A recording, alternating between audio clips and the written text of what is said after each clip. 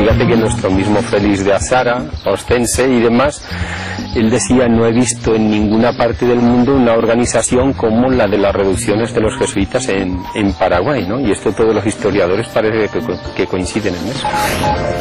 Aquí por el clima la casa es simplemente el lugar para dormir.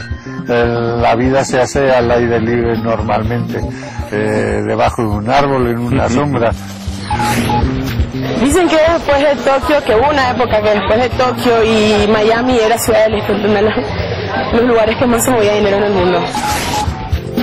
Me llamaron para ver si quería venir a trabajar de trabajadora social a Latinoamérica. El sueño de mi vida. Desde los 20 años que acabé la carrera quería venir. Tenía la imagen de que las cosas eran de otro tamaño, la torre, las casas, la plaza. Vaya que me voy y entro en un pueblo que parecía de juguete. La similitud que yo encuentro, mira, cuando salió la plataforma de Teruel existe, yo pensé en Paraguay existe, porque es un país muy olvidado y muy invisibilizado cuando se habla de América Latina. En el corazón de Sudamérica, Paraguay es uno de los pocos rincones del planeta que todavía permanecen ajenos al turismo de masas. Sin embargo, en este país rico en contrastes y lleno de interesantes manifestaciones culturales, también viven aragoneses. A continuación vamos a recorrer el país de este a oeste en busca de algunas de sus historias. Si quieren conocerlas, solo tienen que acompañarnos.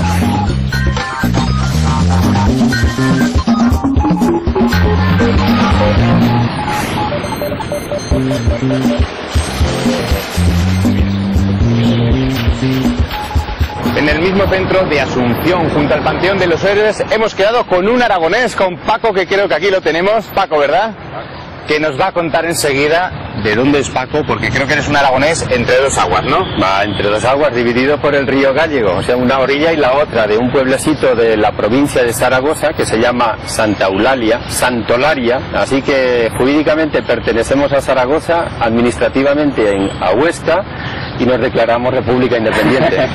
Y he sido profesor en varios colegios de acá del Paraguay, incluso en la Universidad Católica, y ahora estoy como vicerrector académico en una universidad de reciente creación de hace 3 años. Pero tu primer paso aquí fue como religioso, ¿no? Como religioso marista, y de hecho vine con ellos a una obra que empezaban entonces en Coronel Oviedo. Pero aunque decimos que es religioso, laico también, que no era sacerdote. Laico, no era sacerdote, no clerical. Como profesor sabrás mucho de Paraguay, me imagino, porque es un país de los grandes desconocidos de Sudamérica, ¿no?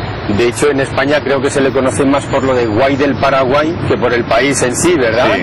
Y yo decía, mira que decir Guay del Paraguay cuando algo es lindo allá. Y aquí es lo contrario, ¿eh? Guay significa que eres al revés, o sea, que haces las cosas al revés de lo normal, ¿no? Bueno, Paco, entonces cuéntame por qué para hablar de la historia de Paraguay hemos tenido que venir aquí, que creo que es una iglesia, ¿no? Efectivamente, es una iglesia y la única que queda de los tiempos originales de la conquista, de cuando en Paraguay o a Paraguay llegaron los franciscanos y se pusieron a evangelizar, que decían en aquel entonces, a los indígenas, a los guaraníes. Entonces los religiosos de aquel entonces, franciscanos y fundamentalmente jesuitas, crearon un modelo económico que se llamaron las reducciones. Bueno, pero desde entonces Paraguay ha cambiado mucho, ¿no?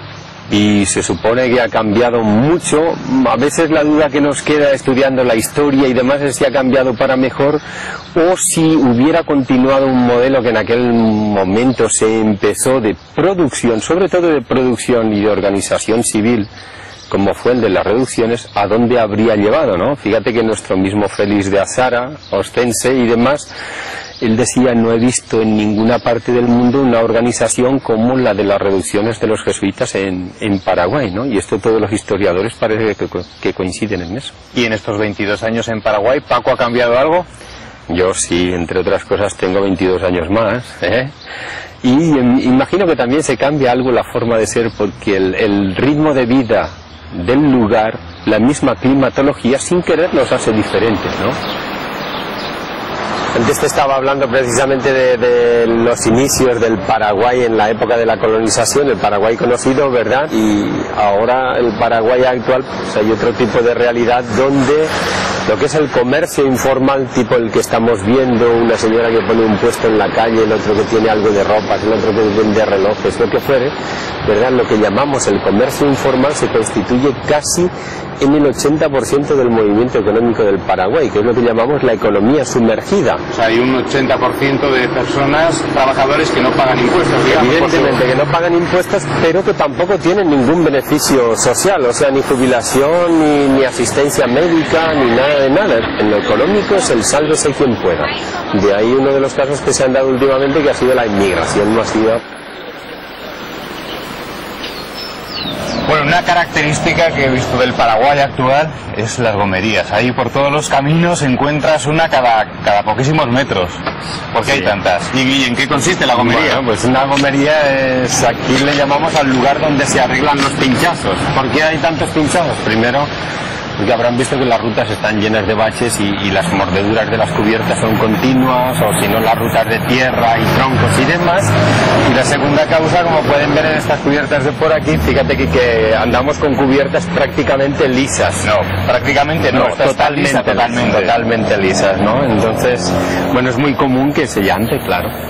Que luego las reutilizan además. Luego se reutilizan porque esto se lleva a las plantas de recauchutado, que decimos, se les pone una banda de rodadura con los dibujos de vuelta y a funcionar otra vez, o sea que... Pues este es el Hospital General Pediátrico donde trabaja Sara, normalmente hace guardias y también hoy ha tenido consultorio hasta las 3 de la tarde o por ahí. Bueno, ¿qué tal, Sara?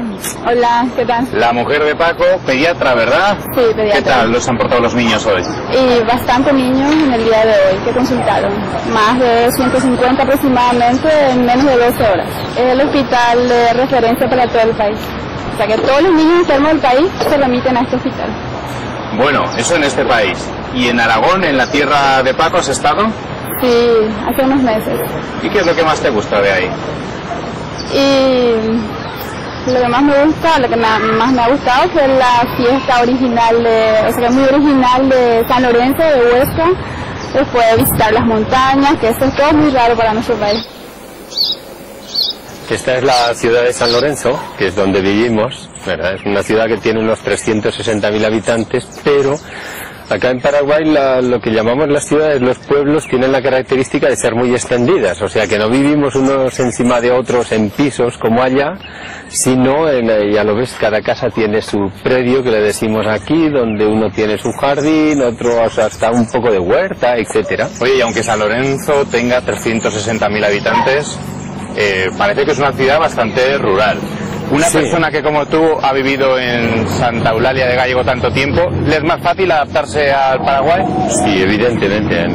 Paraguay conserva casi todo el Paraguay, excepto el centro de Asunción, pues un aspecto rural que recuerda mucho a la España de hace unos años, no a la de ahora. Lo único que le falta a Paraguay sería tener acá los Pirineos a mano para de vez en cuando pegarse.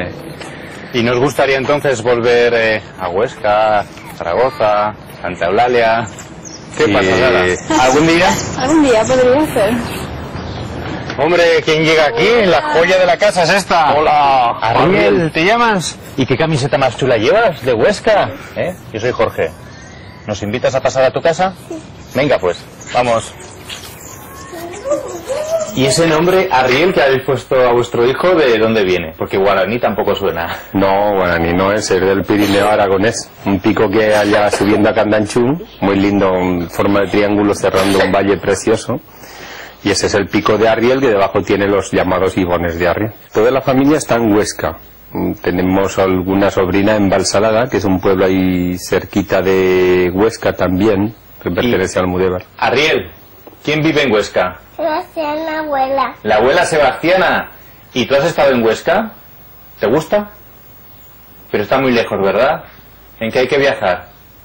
En avión. En avión, claro que sí. Bueno, Paco, queda claro que a la familia de Huesca se le echa de menos, ¿verdad? Y tanto que sí, más estando así a esta distancia. Pero bueno, siempre hay ocasiones de comunicación y ahora aprovechamos que estáis vosotros para mandarles un cariñosísimo saludo a mamá, a Miguel, a Marcelo, a Feli, a las sobrinas y sobrinos que están por allá. Pues un saludo muy grande para ellos. Y Sara, a ver si te animas y os venís a vivir a Huesca, ¿vale? Los besos. Y tú con ese nombre tan aragonés también te tienes que venir, ¿vale? Un placer, de verdad, y hasta muy pronto. Vale, que vaya muy bien. Adiós. Saludos. Diles chao. Saludos. Saludos a Huesca, dile. Saludos, Huesca. Muy bien. ¡Ole!